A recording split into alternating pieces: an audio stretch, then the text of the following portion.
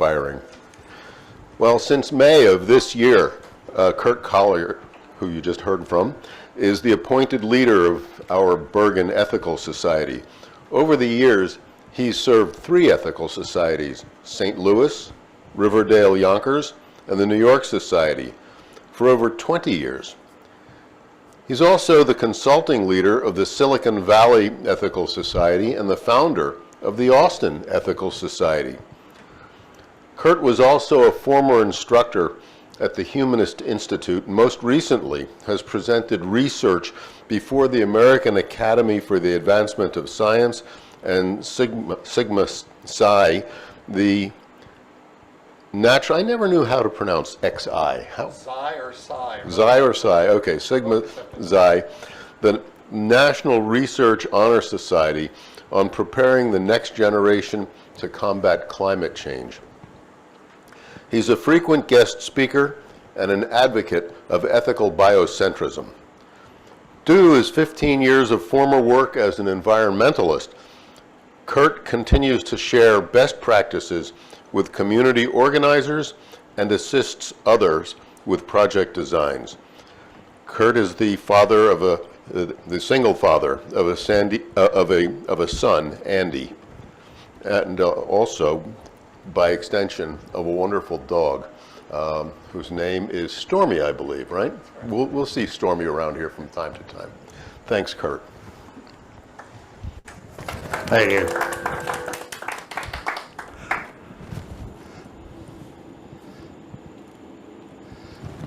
I'm happy that in addition to starting the group, I write grants for the society. I think what needs to happen is congregations need to get smarter about those things and operate like other nonprofits. So this society is going to take the lead in that, and I'm in the process of writing grants to fund all kinds of programming, youth programming, community wellness programs, and other things that we're doing to complement the work that you've already been doing for quite a long time. And the National Fish and Wildlife Foundation, I wrote a grant for them in the spring to support both this community and Groundwork Elizabeth, and I won that grant. I think that was $35,000. We don't get all of that, but because it's going to several youth groups and things like that, but we get a chunk of it, and we are on our way to funding for our youth program for next year. So all very exciting things. This is the first time we've gotten together this year to have the kind of a formal platform. So I wanted to start off with kind of a discussion between all of us and a conversation about a couple different things. But I have to tell you, I went to go see The Woman King last night. Has anyone else seen the movie? Yeah, so I went to see the movie because I'm in love with Viola Davis. Viola Davis could do a car commercial and I'd probably watch it. I just love all the characters she's played from years ago when I first saw her in Doubt, Fences, The Help, lots of really, really great, powerful movies. And of course, some of you remember How to Get Away with Murder on television show, which had all kinds of ethical implications. She's a great actress. The movie itself is based on a semi-true story about Dahomey, the ancient kingdom in Africa, that had a twin god, male and female, and because of that, they used to have a male king and a female king. But unfortunately, the male kings kind of held on to power and never installed female kings for some reason. Not sure why, but it went on. It's a great movie, predictable as like a lot of these things are, but she carried that movie. It was great. Recommend you still see it. They do bring up the kind of conflicted history of the Dahomey kingdom of Africa and their participation in the slave trade. Now, the Dahomey kingdom was fighting against another kingdom at the time. And so what would happen in those days is if you conquered one other, you would take the captives, and the other kingdom was twice as big as the Dahomey kingdom, and so they made a deal with the Portuguese, supposedly to sell them off into slavery. But even in the movie, they talk about how the Dahomey kingdom was wrestling with that as a bad thing, as you can imagine, sending people off. Even if they were the people that invaded your country, what is the rights of that, of selling them in there, and then could they find another way to do this? And so it kind of got me thinking, I watch a movie, my mind is always like caught up in the ethical implications of something. And in fact, I never really can remember what's going on in the movie at that point. But certainly that movie was true. And it raised a question in my mind.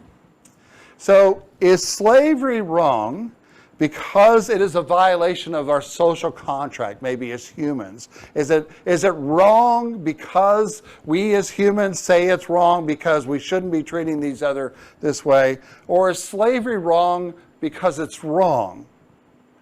Now think about those two things, right? Is it wrong because we say it's wrong, because we thought about it, and we as a species don't want this? Or is slavery wrong just because it's wrong? Anyone want to take a shot at that? Yeah, so I should start with something simple, like which kind of ice cream do you like? It'd be a little bit easier, but I give you a simple one like slavery. Yes, Mark? Well, I mean, I think slavery is like, it's a little more complicated. There's different conceptions of what slavery is. So, I mean, that's fine. I mean, there are a lot of people who are The microphone here. really fun levels of intelligence.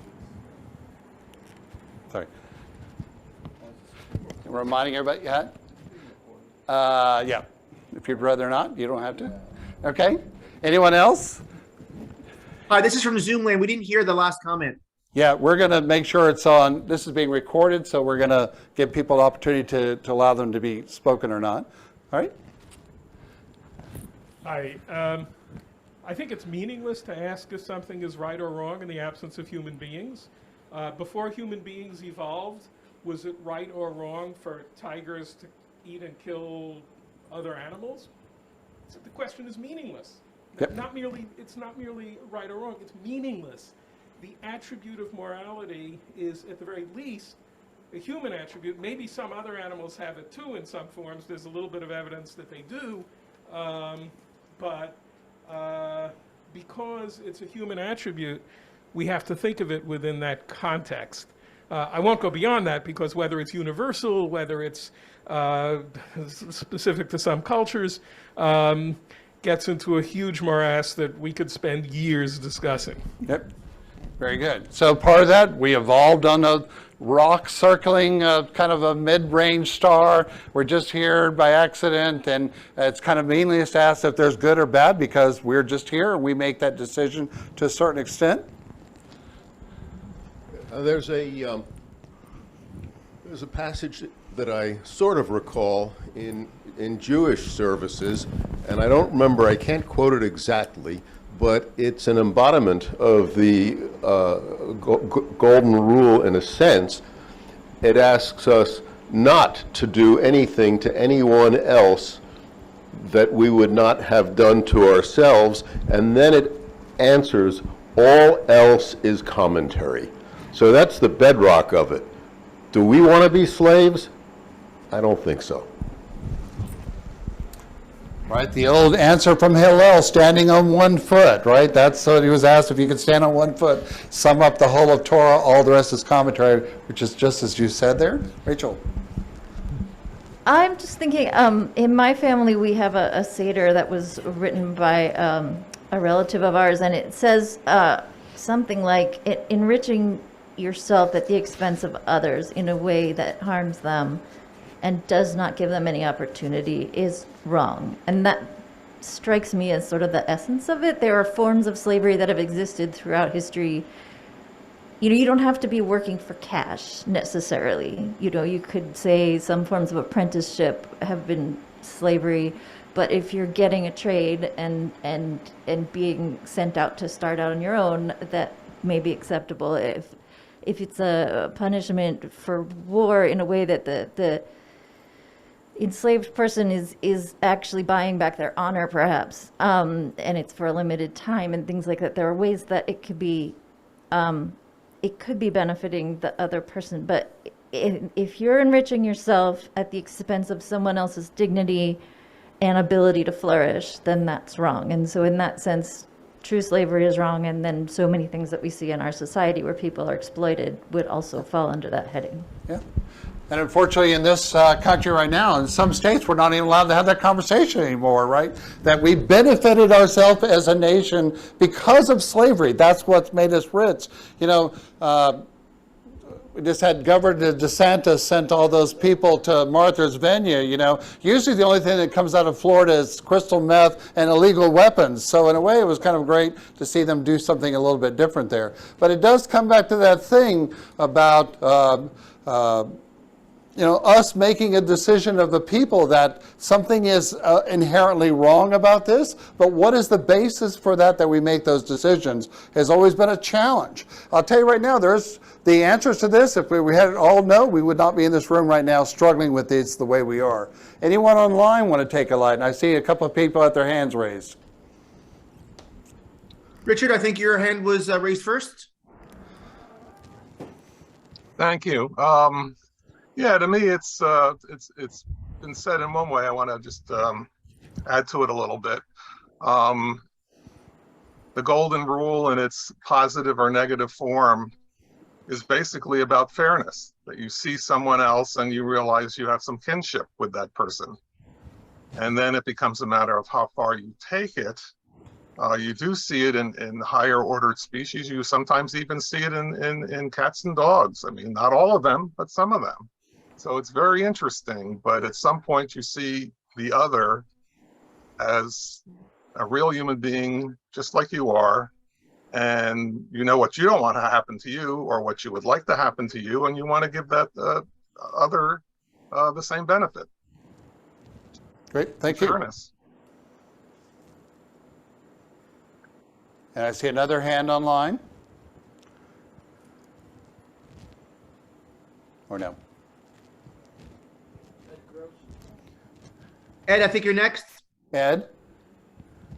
Thank you. I like to look at it a little differently. Think of the question of would it be wrong even if we didn't recognize that it was wrong? There are lots of people who didn't recognize slavery was wrong at one time. There are lots of evils in the world and lots of people who don't recognize them as evil. So while I agree with what everyone else is saying, the philosophical question still stands. There's something wrong about it, whether things can be wrong when human beings don't recognize that they're wrong. Great, thank you, Ed. Ron? Yeah, it just seems to me that the commentary that it's irrelevant, this question is irrelevant because it only is based on human behavior and human thought, negates the whole need for religion. Because most religions in this world are based on a deity, and a deity who is specifically not human, who has commanded certain things to be done by human beings outside of human thought. That's why we have the 10 Commandments. It's not the 10, hey, I hear what you guys are saying, I'm just codifying it. It's a deity. It's something outside of us that is telling us what to do. And I think that's the basis for all religion, because human beings don't want to be responsible for creating their own code of conduct. And they don't want to be responsible for the differences that they have with other groups who may have different feelings of what is right and wrong. We are commanded by a deity in most religions to act in a certain way. Think of the 10 Commandments. What was there before the 10 Commandments? Nothing, basically. The 10 Commandments was, in the Jewish religion at least, was the first law that was given to human beings about the way they should act, but it did not come from human beings themselves.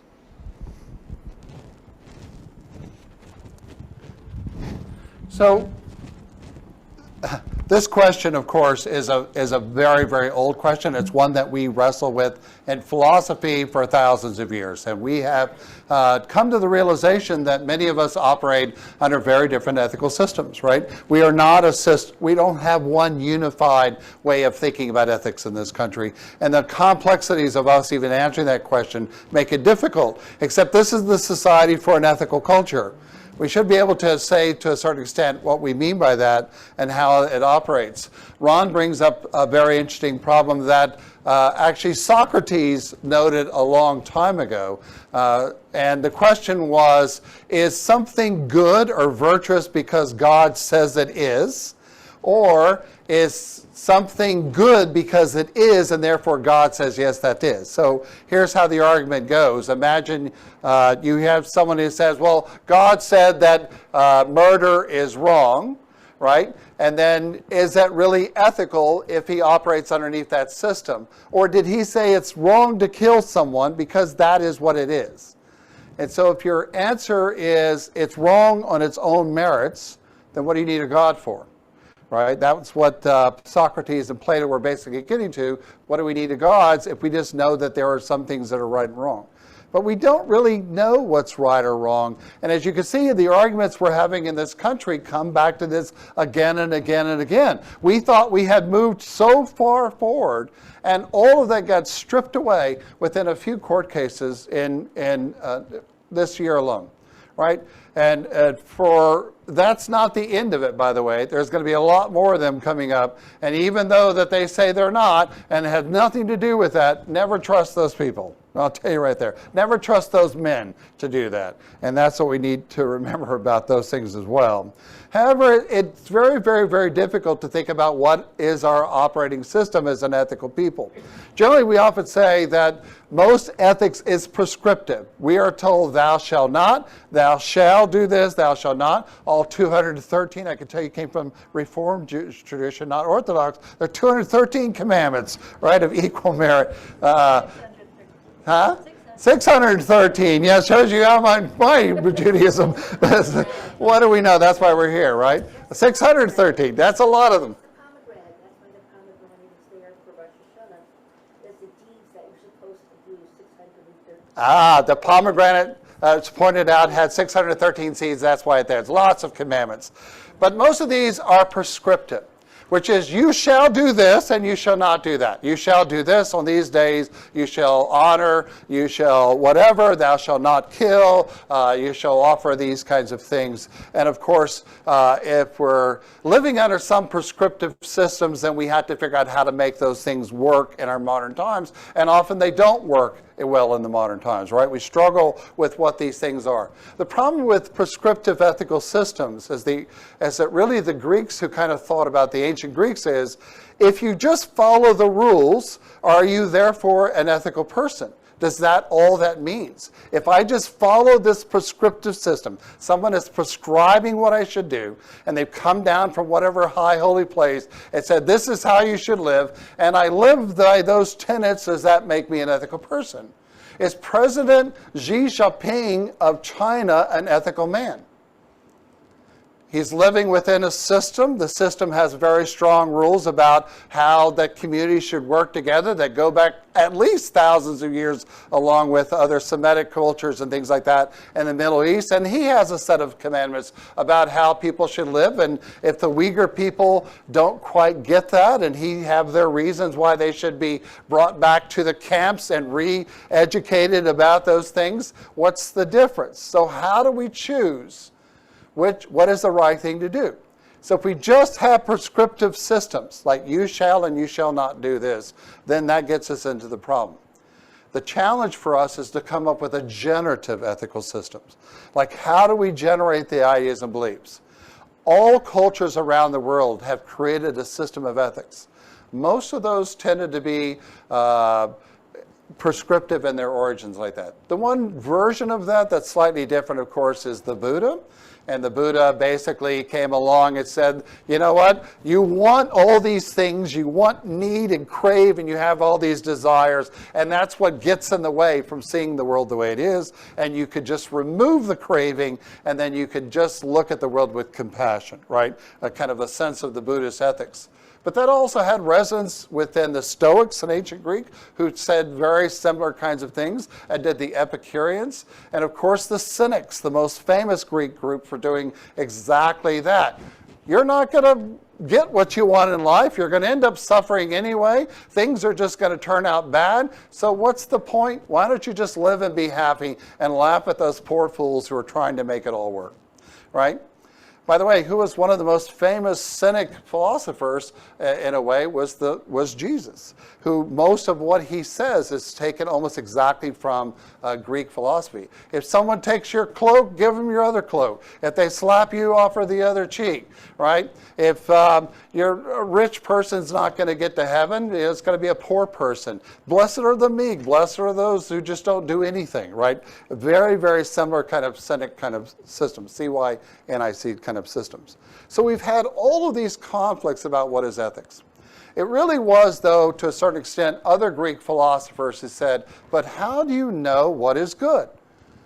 How do you really know? Most of us have the things that we were taught as kids. Most of us have general rules like, well, let's just not do things to other people that we don't.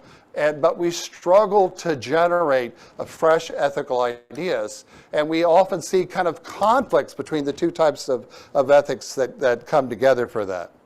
You know, Aristotle's version of that, well, here is honesty and here is deception.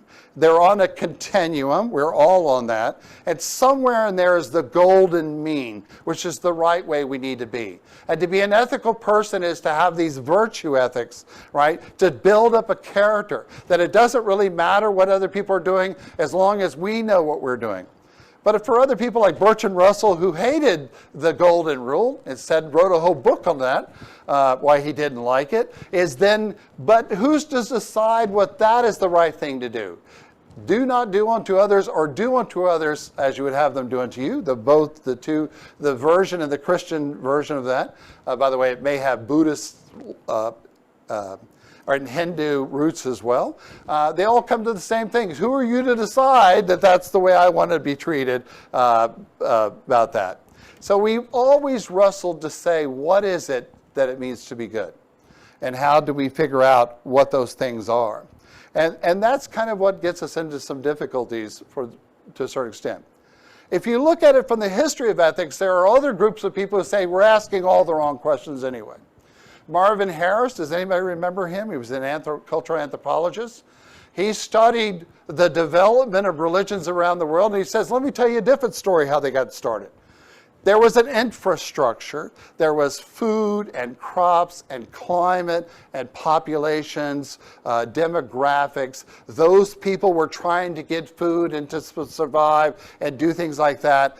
That was the infrastructure that got started. Those people then developed a social structure of organizing and setting up a set of laws like the Code of Hammurabi, which is almost as old as older than the Masoretic text, and coming up with a set of rules about how we shall live and what we shall do. And we create the kind of social structures, and then we create what's called the superstructure, he said online, to rationalize it, because God thinks that's a better way of being, because we are special people, because this is how it's supposed to be, and therefore we need to pay homage to this great thing. And his argument is if you've changed the infrastructure, the entire basis of ethics would change as well. I mean, think about it as we live today in the United States.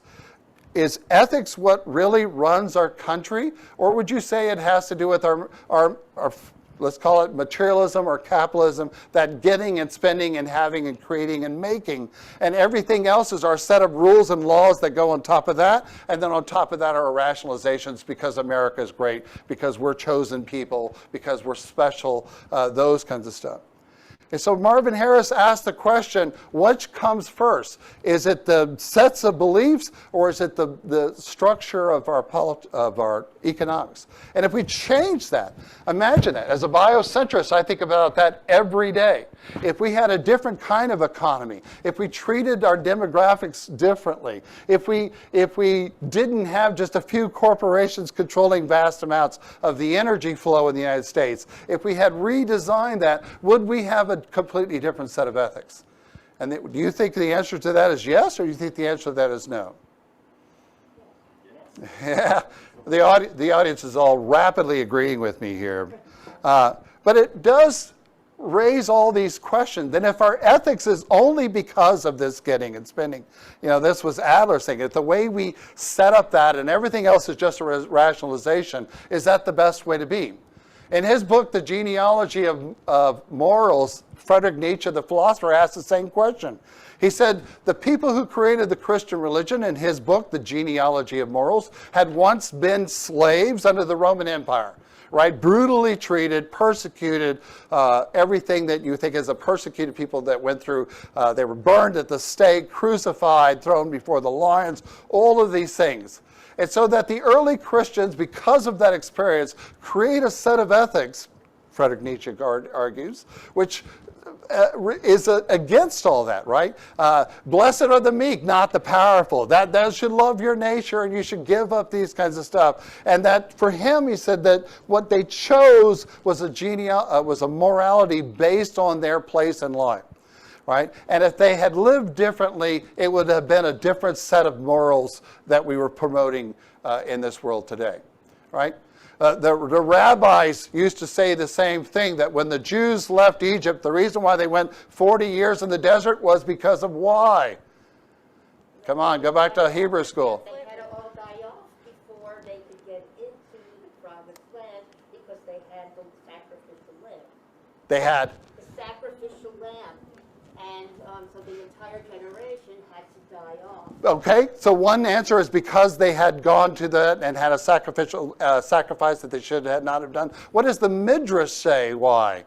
I don't know, I'm not into that. Slavery, so that no one who had been a Forget that they were slaves, which is the other thing that the Midrash says, that the reason why is that the people who come into the promised land should not also, they were there and punishing, that's why they ended up in the desert, but while they were there, they should also forget that at one time they were slaves. So when they entered the land of Israel, according to the Midrash, they would be completely different kinds of people. Right? Very kind of thing to what Marvin Harris says, that our experiences are the things that dictate who we are.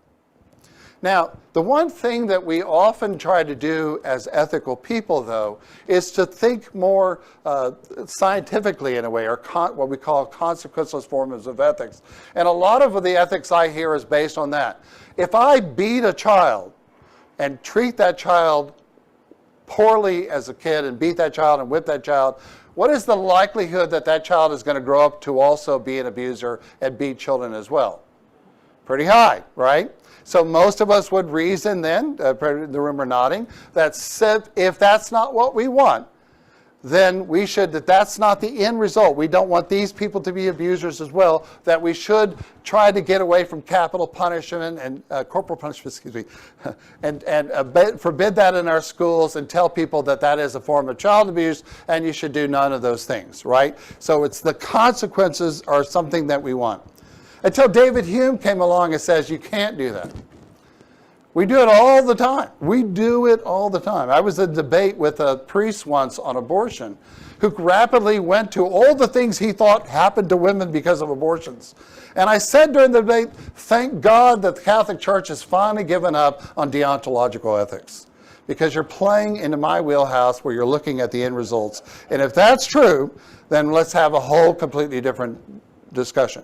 And let's do away with the deontological because it's wrong.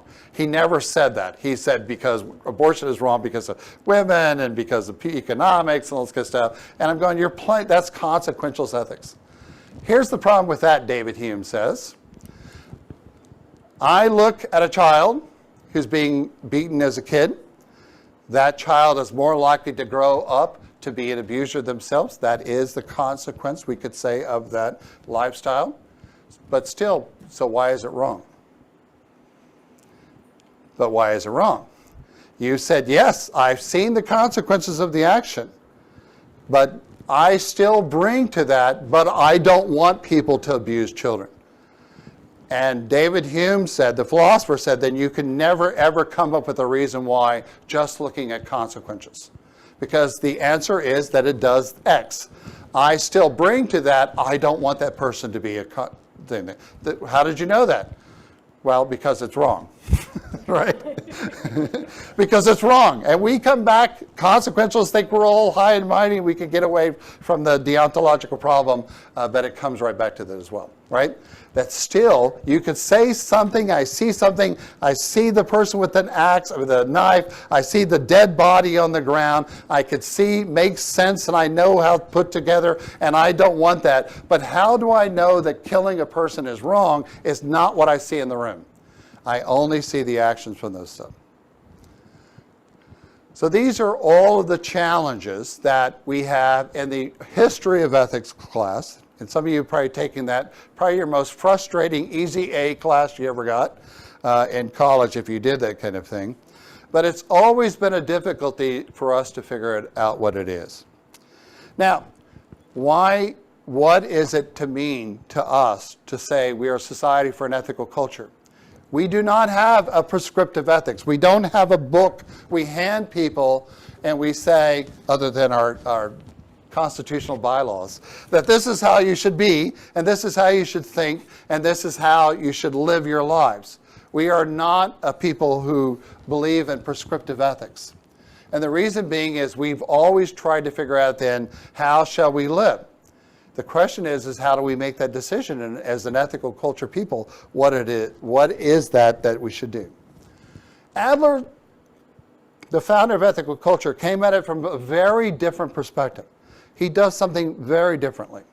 In fact, if you read Adler, he's impossible to read for a lot of people. They read him, he's got this 19th century language. He's talking to other Kantians, whatever the heck those are, and their belief systems that people can't figure out. His books are very convoluted. But if you look at what he did and what he was thinking about, he was very, very radical in his ideas. The ancient Greeks asked the question, how do you know if something is good? How do you know it's good? Really? I mean, okay, so those, the Greek philosophers saw, even in their own country, religious people who thought the God said this is how you should live. They knew of other world religions, and those people said how we should live. But the Greeks asked, and a few of the Greeks asked the question, but then how do you know that that's the right thing to do? In fact, when you study ethics, we don't call any of those other systems before those ethical systems, because for us, ethics is an inquiry into what it is to be ethical. What is virtue? How do you know what it is? We could study religions and how people chose to live those lives and the things that they do that, all the prescriptive ways, but what does it mean to ethics? If you go from that period to through the Middle Ages, all the way up into modern antiquity, tell me who else said that. Now, Paolo's going to jump in here and try to show a history of different kinds of people who could talk about this. But as one of the most unique people to ever do that was the founder of this movement, Felix Adler. Felix Adler is the guy who said, what is it? What is ethics? And what does it mean to be good? Because he walked into the churches of his day and found radically different experiences. Most of these religions had a bar that was up here, and you would be judged to whether or not you could make that bar, right? That's one way we could have a prescriptive, this is what it means to be a good person, and are you living like that? And then we don't matter, we really don't matter. That what matters is that transcendental, external, this is what ethics is, and this is how we're gonna live to that, and to get to that point, right? You would have walked into a Catholic church in the day, I would have my back to you speaking in Latin, maybe even behind a filigreed screen. If I would have walked in the synagogue, everything would have been in Hebrew, of course. The women would have been over there. The men would have been over here. It would have been a very different kinds of experience. If I went into a Presbyterian church, I would know that half of you were saved, half of you are going to hell no matter what you did. It didn't matter, predestination, right? There were all of these kinds of sets of beliefs that were operating. And yet none of them believed in the humans that were in the room who were trying to make this thing work. And that was what Adler thought we should do. That ethics is not just the prescriptive set of beliefs. Adler is a way of exploring what it means to be human. We have three ways we can think about how we look at the world, right? The first way we can look at the world is through science. Science does tell us this is what is out there. Arts and humanities Alan and his artwork and his wife Ellen, who did this woodcut for the 9/11 memorial, they help us to see what is our place in that. How do we respond to that thing that's out there? What does it mean to be human? But how shall we live is not something we've well developed in this country. We don't have that ethics of how shall we do live. All right? We have math and science of a tremendous level. We have art theory and art experiences and all those things at a tremendous level, the humanities and the arts. But the questions about how shall we live, we are not well developed in this culture. And that's why we're all getting beat up around this kind of stuff, because we've not made that decision. You know, for Adler, that final thing about ethics and what it is was for us to go out there as human beings and to participate in that. For Adler, he does something that most of the people in this room who call themselves humanists wouldn't do. He thought that goodness did exist out there and that we were trying to figure out what it is. Now, usually that's what Adler believed. But usually when I tell that to humanist folks, they bristle with that idea, that somehow that there's goodness out there, because it also, they, in their mind, perhaps, and I'll let you think for yourself, your reason for that is that because there must be a God or something like that. But that's not what Adler says. Adler said that there is something out there, right? He got that from his follower, from his mentor, the Kantian professors who taught him, who said, yes, somehow we know around the world and all cultures that something about what's going on over there, and I don't just mean Eric sitting over there, that something about what's going on over there is wrong, right? We sense that as human beings, that something is wrong. There's something right there around the world. And Kant asked the question, how does our mind even recognize that? That somehow we are a species that is built in, that has this way to process this information. And for me as a biocentrist, that makes sense, right? There are natural laws that govern the way matter and energy flow. There are natural laws about how carbon cycles within our planet. There are things like natural selection, which is involved in the evolution. And we tend to think of the natural selector as this thing out there that's going, you, not you, you. It's not what natural selection is. It's a set of processes and things that come together by the way energy flows, by the way matter and energy and information, all those things flow within our universe, which shape how they are. And I think to a certain extent, I could say that that's what Adler was thinking about well.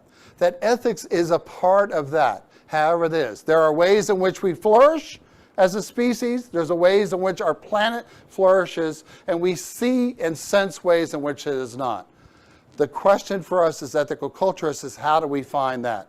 We're not here to hand out another set of prescriptive beliefs and here's what it is, but a process that we are people who live our ethics. And Adler said that's the big sad thing about his generation, is that people were not living their ethics. Ethics was something you did on the side, right? So ethics was not the pathway, and for him it was a pathway. It was a way for us to use like a lens of looking out there to understand what is life, what is the meaning, and how we should be. And then what that needed was a place to then for those people to come together in that laboratory and to share what it is that we know. And that's what a society was. A place for us to come together to figure out what those things are and to make sense of them. And Adler says, it seems to me that the most important part of that is to say just that other beings matter, to affirm the worth and dignity of all things, and to figure out what those are. To be an ethical society then is to come together and to go out into the world, to work for those things, to affirm worth and dignity, and to come back to say whether it worked or not. And what do we need to adapt that? We're fighting against prescriptive ethical systems. Those people have now infiltrated many parts of our government our way and are telling us they already know how we should live. We should be able to say to them, no, you don't. We don't. We're all still, in a way, figuring out what that means. And the only way we could do that is through the affirmation of the worth and dignity of all and create those systems. And I think that's why we're in this room together. Thank you so much.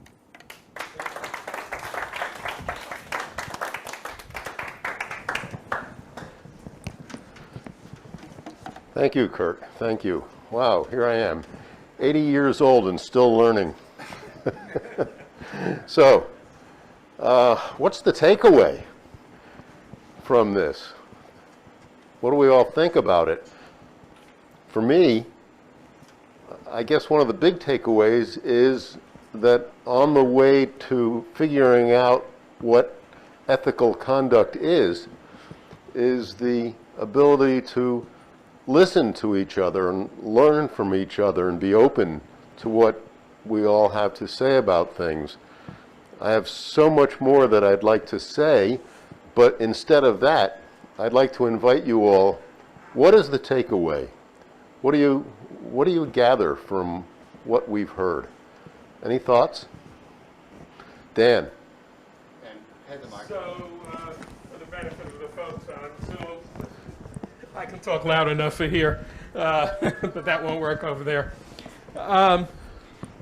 You know, and I agree with this, if we don't know, or to break with Adler, if we don't know what that abstract transhuman ethical law is, or if I may break with Adler, if it doesn't exist at all, but we still can work on things, then our work towards figuring out how to live ethically is actually, I'm going to dare say this, of a piece with scientific inquiry. Because scientific inquiry, at its best, and as what it should be, is always an inquiry of doubt and skepticism. Nothing is accepted, anything and everything can be questioned. That doesn't mean that we believe that the sun revolves around the earth, except, Einsteinian relativity, etc. But it doesn't mean there aren't certain things that we come to understand, but it means that we come to understand and learn them through a process of questioning and evidence and the back and forth between our understanding and our evidence. And what I think the takeaway is here is that the process of understanding what it is to live and be ethical is of a par with that scientific process. It's a dialectic, if you will, between what we do and think and what we observe, and it's always a process of growth. Thank you, Dan. Anyone else from the room? Yes. I'm going to ask you to use the microphone. Yeah, so it's funny, Dan was when you was just speaking, you were talking about an empirical epistemology and science as being, but then you concluded with dialectic. So that's what I wanted to bring to bear, that personally, I think that the emphasis, I agree with you that there's an empirical component, and there's I think the dialectic is very important, and it goes all the way back to the Socratic dialogue, and even what Curt mentioned, the Kantian notion of the objective or the Adlerian concept that you were saying was rooted in Kantian philosophy. I think that goes back to Socrates too, because the idea of the good and the objectivity of the good, that we need to approach that through dialectic. But I think in the intervening period, we have a great respect for the empirical, and I think we all would agree, as in most of the spiritual, even disciplines, that we all want to have contentment and happiness, and that's sort of an axiom. So all ethical and moral systems would, I think, subscribe to trying to create a life that's thriving, and just a couple more comments that what you were talking about before, the anthropologist, it seems to me that was basically the Hegelian versus the Marxist view in dialectics, whether the material conditions come first or the more spiritual conditions. And this goes back to Hegel and Marx. And there was one last point. The situational, yeah, we're talking about prescriptive ethics, but versus, I think that it's, I guess, code ethics and situational ethics is what's part of that, because prescriptive would be more like a code, whereas the situational ethics is what's we're really dealing with. How do we deal with different situations, and what principles could inform that process of discovering what to do in a particular situation. Okay, thank you, Mark. Now, from the Zoomosphere, is there anyone there? Yes, Richard, you're first. I thought David beat me by a fraction of a second. You're on, so take it away. Okay, I'm on. Curt, I really liked what you had to say. I learned a lot, but there are a couple things that I don't quite see. One, you got back to, well, how do you know it's wrong? And to me, it gets back to the golden rule. I mean, if you do a thought experiment, you say, we all live in relationship to others. I don't see how there's a way around it. If there was only one person on the planet, given how we reproduce, that our species wouldn't be around long. So we live in relationship, and I'm not just talking men and women, I'm talking because we're all around. So to me, the golden rule is very applicable. I won't say in every circumstance, but in the vast majority of circumstances, because I know what I don't want done to me. I don't want to be killed. I don't want to be hurt. I don't want to be treated unfairly. I don't want to be cheated out of something. And I very strongly suspect that's true for most people, if not all. So I find that very important. Now, the thing about Buddha, he's not wrong. If you get too involved in material things, you're going to suffer. Too involved in different desires too intensely. But it's still not an absolute. I need air and I need food. No matter what else, I've got to have some of that. So I guess I suffer just by existing in that sense, or I have to be okay with it.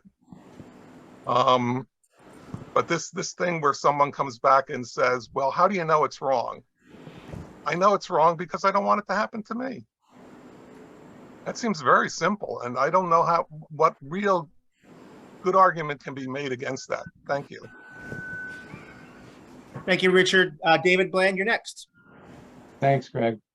Yeah, you know, this whole problem of how we know right from wrong has bedeviled me since I was a boy. As an atheist, I don't believe there's a supernatural answer to it. And as a materialist, I don't believe that we can look to evolution to get for guidance as to what is right and wrong, as some atheists claim. I have finally come to the conclusion that there is no good answer to this. There's no absolute answer. I find that a totally unsatisfying belief emotionally, but it's the best we can do, I think. I stand with Richard Askins on that. I, for myself, I'll look to the golden rule. I think that's as good a standard as one can have. I can't justify it on any ontological or supernatural terms. You can't justify it on evolutionary terms. I think it can only be justified on personal terms, and I totally concede that that's a very unsatisfying answer. So that's all I have to say. Thanks. Thank you, David. Going back to the room, Ginger. It is curious that there's one word that is lurking underneath all empathy. Where are we without it? Who are we without it? And that gets back to the golden rule. Thank you, Ginger. Paolo. I would say that the golden rule is sort of a decent, very, general sort of ethical way to live, but I don't think you can use it as any kind of like this must always be true kind of thing, right? For example, you might think, if I was in trouble, I'd like somebody to come and help me out of that trouble, and so I want to do the same thing for other people. And you might think, if I was really on the wrong track, I'd hope somebody would come along and set me straight, all right? straight being the operative word here, right? So maybe you're a conservative Christian, you're thinking, you know, man, these people, you know, if I had homosexual thoughts, I really hope someone would come and take me away and put me in a place where I could, you know, just get right again, just fix me, right? It doesn't, like, that is the goal, that is golden rule thinking, 101 right there, right? And yet it produces a behavior, an ethical action that is deeply unethical to lots of other people.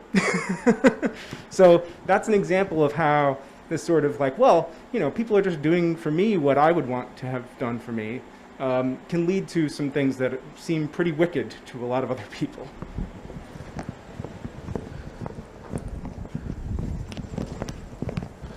Thank you, Paolo. I think we're going to have to end it there. So I guess one of my big takeaways is keep thinking, keep asking questions, keep learning, and stay open. Curt.